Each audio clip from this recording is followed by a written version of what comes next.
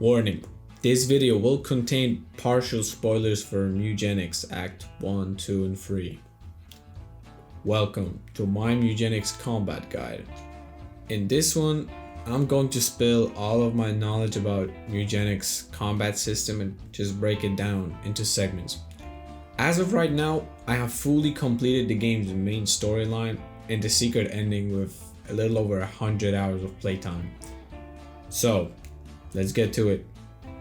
The first thing you should start considering before you even select your cats and colors for a run is like the journey and the destination, where you're going. Now what I mean by this, I mean the areas you want to visit. Depending on where you go, there will be different enemies, maps, elements, bosses, etc, etc. So for example, in the first area of Act 2, the desert, right? No matter what RNG you get, there's always one persistent factor that is guaranteed, and that is the heatwave weather. This is something you should factor in when you're making a team. You should generally include one of two things for desert. Either a support color to make up for, no post-combat region, or equipment with at least 2+ health regen to nullify the weather's effects. So, you can also take a different approach. Game won't let me regen health, so you gotta find a different way. For example, you can make your cats rely on armor instead, so the tank hits with the armor and you don't have to worry about the health regen because you have enough health points reserved with the armor, and that just isn't a problem anymore.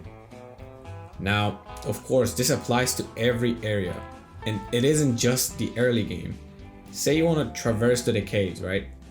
You've been there a couple of times, so now you know that lots of cave enemies, as well as the main boss, they use this stupid special webbing tile effect, and that limits your cat's movements, basic attack, drill. You can use this info to your advantage and just take precaution when you make your team, For example, pick a weapon that spits fire, like any fire element, because the fire just burns down the webs right away, no matter how many stacks you have stacked on you. If you want to go into the boneyard and take care of Dibuk, obviously, it's often smart to focus on selecting skills or weapons with AoE effect. So, as a counter precaution. His backflip is really annoying, but it has a limit. You obviously can at a time only dodge one tile, and it's one adjacent tile specifically. So use this info to your advantage as well. You can fire a bramble shot or fireball spell or any kind of effective attack that covers multiple tiles to catch him with a barrage. This premise is the key to successful runs in Mewgenics.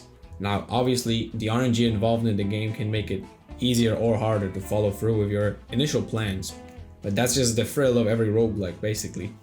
If you know where you're going and what you should be watching out for, let's talk about the cat and stats classes themselves. I will be covering each and every class in great detail when I make separate videos about specific classes, like debunking every build and build archetype you can think of for them. But for now, I'll just briefly cover the important basics. So in Mewgenics, we have 7 main stats. Each cat and their level range from specific inherited base stats, genetic mutations, colors, also affect the stats as well, of course, the equipment. In the further parts of the game, you will also see some injuries that apply permanent stat decreases, although, not permanent, because there's some items and spells you can prevent or even cure them.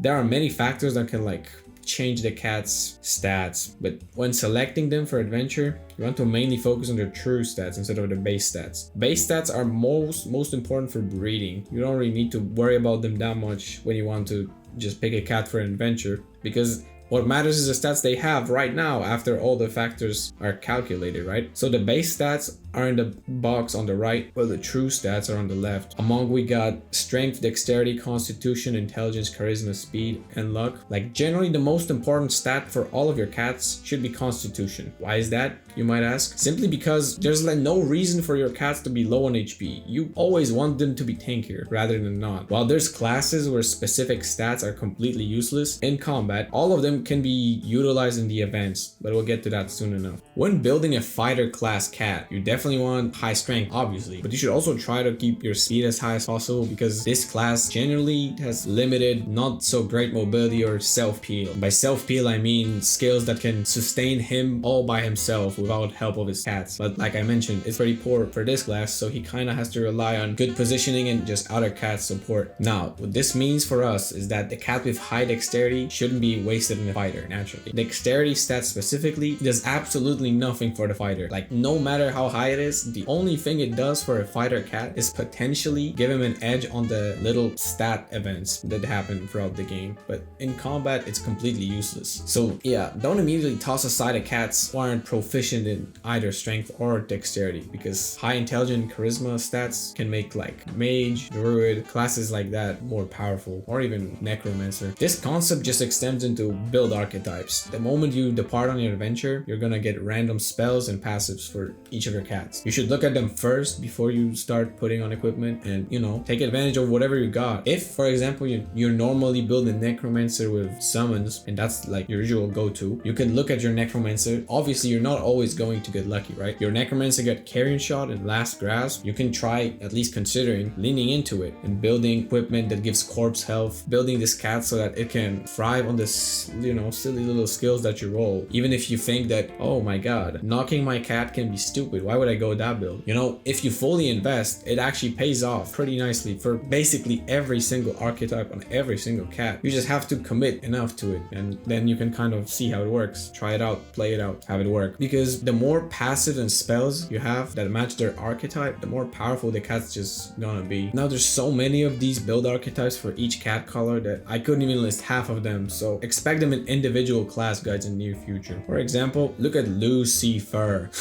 I started off with flip a coin, so I doubled down and I decided to build into it. Right? I built the coin pickup archetype to ensure highest just possibility that this cat can just go crazy and do good damage in the run. So as I predicted before, end game, I built it into it. The thief is maxed out 4 pickups, as you can see, and that build just carried the final boss fight for me. Now for the combat phase itself, there's really one major tip that isn't necessarily unknown, but it's still overlooked. I'm talking about the tactical view mode. There's 2 layers to it. First, you can get a bird eye view on the map that shows just raw icons and gets rid of the visual clutter when you like struggle to see what's going on the board, and you access that by holding your scroll wheel or mouse button free, I guess. And then we also have the enemy pathing tool. You access this one by pressing mouse button 2 or M2 while hovering over specific enemies, and it shows the range of their movement as well as range of their offensive abilities. This is especially helpful if you're just starting out in a new area, you don't know the enemies quite yet, so you're not used to what their movement and their attack pattern looks like. In a battle encounter, you generally want to path out your options. Always take the enemy pathing into consideration because your primary focus is for your cats to stay alive. As long as they're alive, you know, you don't lose, right? There's always another turn for you to do more damage, but if that damage is gonna put your cat in danger, maybe it's better to, you know, take a detour, sacrifice damage for your sake of your cat. You know, staying alive, I think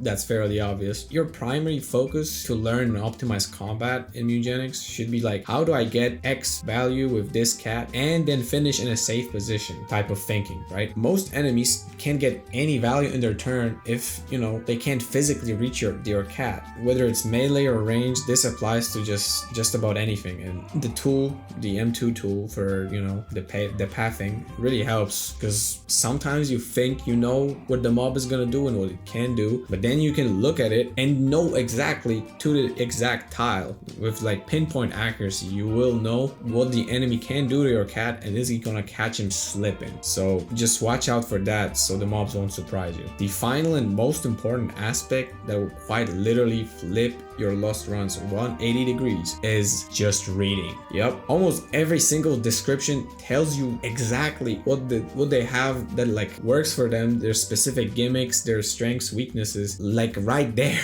Without reading, you probably ran into your first queen hippo fight barehanded. You just started running shit down, chipping her down. But if you just looked at the behavior she has, like the strange little gasping animation she has, and then read the description, you could probably figure out that she just dies of a heart attack if you wait long enough. Naturally, this applies to the end game too, more difficult enemies as well. But if you read like Man on the Moon, for example, his description, you can start figuring out the way to strategize his fight, so to force him to hit his own face from turn 1 instead of just walking up to him and chipping his humongous health bar down. Those are just about all of the basics I wanted to cover in this video. If you enjoy Mewgenics related content, feel free to sub and support the channel here. I'm also going to broadcast my live raw gameplay on Twitch sometimes, so stay tuned for that. Also, let me know in the comments what type of videos, content you want to see on the YouTube. This was everything Mewgenics, and I'll see you on the next one.